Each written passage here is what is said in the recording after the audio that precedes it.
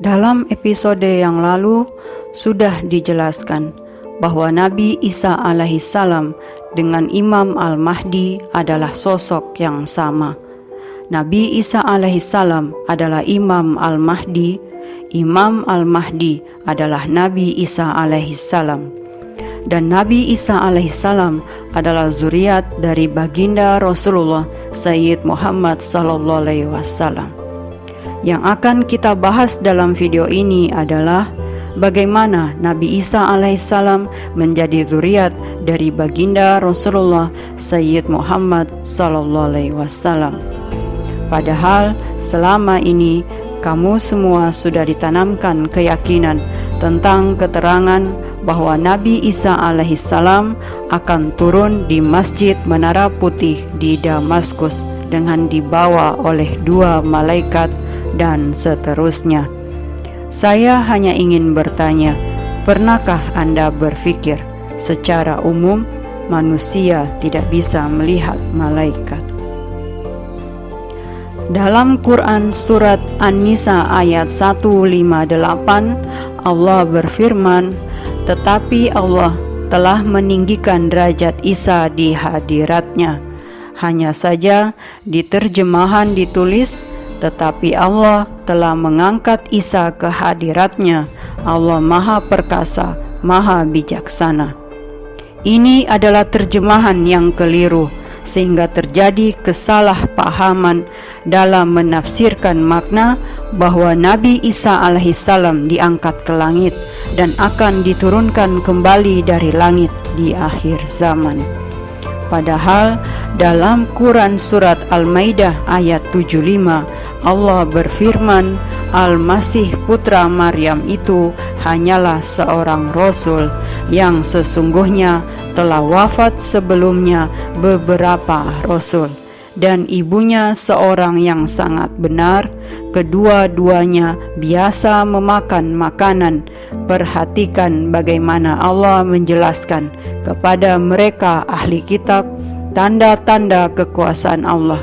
Kemudian perhatikanlah bagaimana mereka berpaling dari memperhatikan ayat-ayat Allah itu.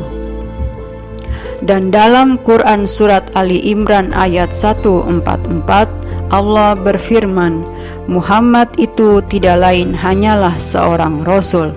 Sungguh telah wafat sebelumnya beberapa orang rasul. Apakah jika dia Muhammad wafat atau dibunuh, kamu berbalik ke belakang atau murtad?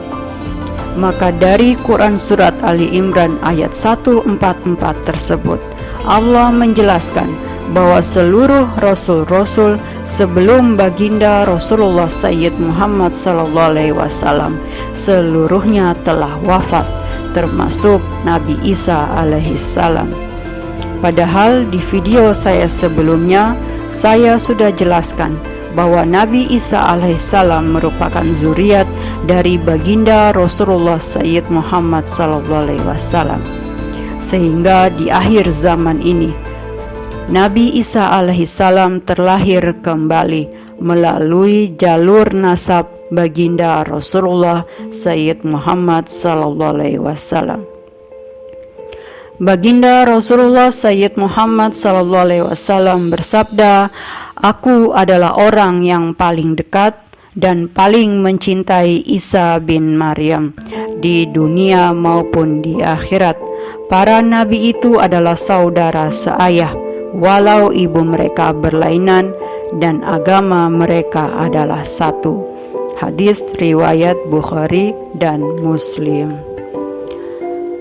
Dari sabda baginda Rasulullah Sayyid Muhammad sallallahu alaihi wasallam kita bisa melihat dengan jelas bagaimana baginda Rasulullah Sayyid Muhammad sallallahu alaihi wasallam bersabda bahwa Nabi Isa alaihissalam adalah orang yang paling dekat dan paling dicintai di dunia dan di akhirat.